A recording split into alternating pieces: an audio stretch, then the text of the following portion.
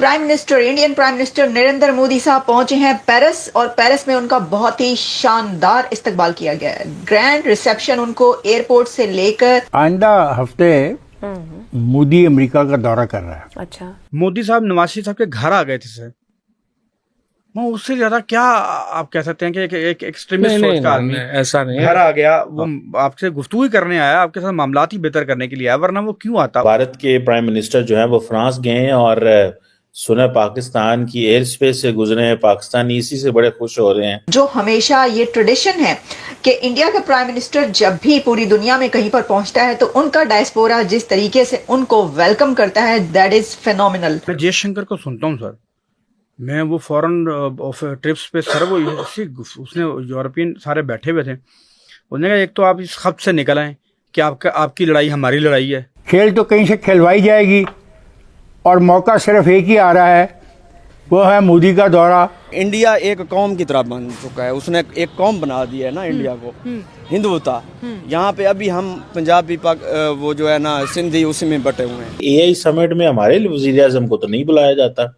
AI summit हो रही है, हमारी भी तो 240 मिलियन की आबादी है। मोदी साहब को वेलकम करने के लिए प्रेसिडेंट मैक्रोन जब वहां पर पहुंचे और उन्होंने मोदी साहब से मिले, तो बल्कि जब मोदी साहब पहुंचे हैं पेरिस के अंदर, तो प्रेसिडेंट मैक्रोन ने सोशल मीडिया पर अपने लिखा, ट्वीट किया कि welcome to Paris my friend Narendra Modi. मुझे तो कभी कभी लगता है सर, जो मैं उनको देखता हूँ, मैं फॉरेन ट्रिप्स देखता हूँ, फॉरेन वो जिस तरह उन्होंने मिडिल ईस्ट में सर हमारा होल्ड था, मिडिल ईस्ट में वो मनूवर कर गए, अमेरिका क्वाड 4 उन्होंने बना दिया। ये लिखना my friend welcome to Paris, वो लगता है ना कि दो बडीज हैं।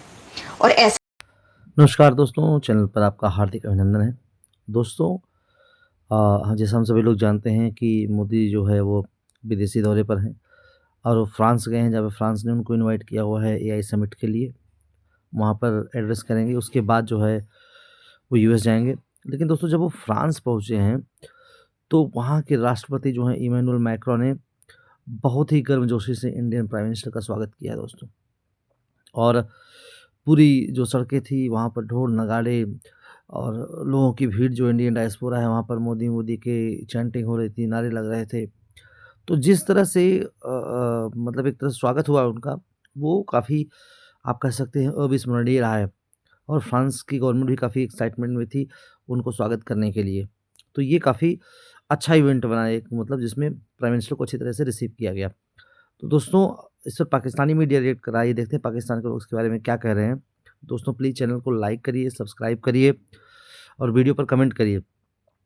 दोस्तों thank you so much. Indian prime minister Narendra Modi साहब पहुंचे हैं पेरिस और पेरिस में उनका बहुत ही शानदार इस्तकबाल किया गया है। ग्रैंड रिसेप्शन उनको एयरपोर्ट से लेकर और एयरपोर्ट से बाहर निकलने के बाद वहां पर उनका डायस्पोरा एज यूजुअल एक ऐसा रिसेप्शन था जो हमेशा ये ट्रेडिशन है कि इंडिया का प्राइम मिनिस्टर जब भी पूरी दुनिया में कहीं पर पहुंचता है तो उनका डायस्पोरा जिस तरीके से उनको वेलकम करता है, दैट इज फेनोमिनल, अनबिलीवेबल होता है कि बहुत ठंड थी। अच्छा, भारतीय वजीर आजम ने अपने सोशल मीडिया पर ये लिखा कि बहुत सर्दी है, लेकिन इस सर्दी के बावजूद भी जो लोग हैं वो बिल्कुल उसी तरीके से आए, बल्कि बहुत बड़ी तादाद में वहां पर पहुंचे। तो एक तो ये कि उनका जो रिसेप्शन है बहुत ही ज़बरदस्त रहा, लेकिन इसकी हम कुछ जो बड़े पॉइंट्स हैं उसके ऊपर हम अभी बात की लेते हैं। वो ये है कि जो ग्रैंड डिनर एक अलीज़े पैलेस में दिया गया, तो अलीज़े पैलेस में लाइमलाइट में रहे मोदी साहब। मोदी साहब को जो प्रेसिडेंट मैक्रोन है उन्होंने कैसे वेलकम किया? मोदी साहब को वेलकम करने के लिए प्रेसिडेंट मैक्रोन जब वहाँ पर पहुँचे और उन्होंने मोदी साहब से मिले, तो बल्कि जब मोदी साहब पहुँचे हैं पेरिस के अंदर, तो प्रेसिडेंट मैक्रोन ने सोशल मीडिया पर अपने लिखा, ट्वीट किया कि welcome to Paris my friend Narendra Modi. My friend Modi welcome to Paris.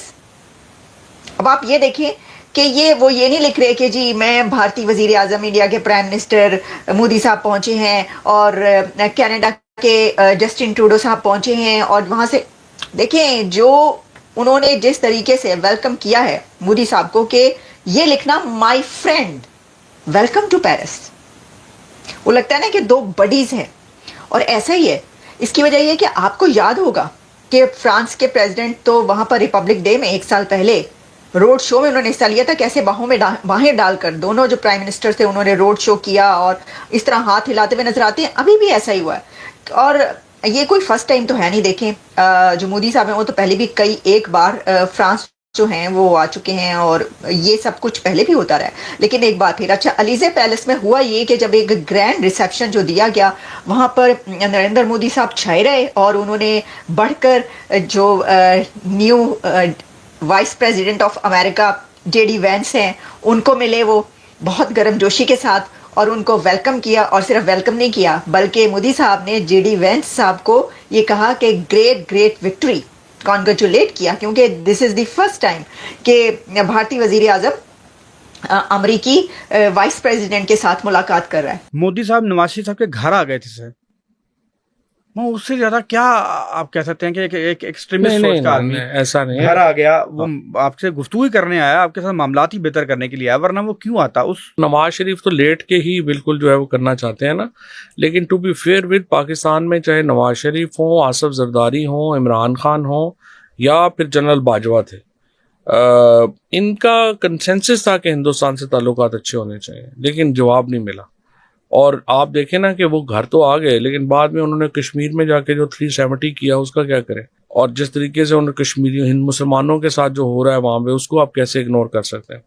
अब तो पाकिस्तान में ज़हनी तौर पे लोग जो है इतने हार गए हैं ना कि वो अगर आप बात करें कि कश्मीरियों के साथ, वो कहते हैं जी आपके अपने मुल्क में क्या हो रहा है, आप पहले ये तो देखें। और भाई मुल्क में भी हो रहा है, लेकिन अपने मुल्क के लिए भी बात करनी है। लेकिन इसका मतलब ये तो नहीं कि आप गजा के मुसलमानों के लिए बात ना करें या हिंदुस्तान के में जो ज़्यादतियाँ हो रही हैं उन पर बात ना करें। लेकिन एक जहनी तौर के ऊपर पाकिस्तान की कौम को एक हरा दिया गया है, जो सर ऐसा लगता है कि बड़ा अनफॉर्चुनेट। मैं जयशंकर को सुनता हूँ सर, मैं वो फॉरेन ट्रिप्स पे सर, वो उसने यूरोपियन सारे बैठे हुए थे, उसने कहा एक तो आप इस खत से निकल आए कि आपकी लड़ाई हमारी लड़ाई है और हमारे मसले आपके मसले नहीं हैं।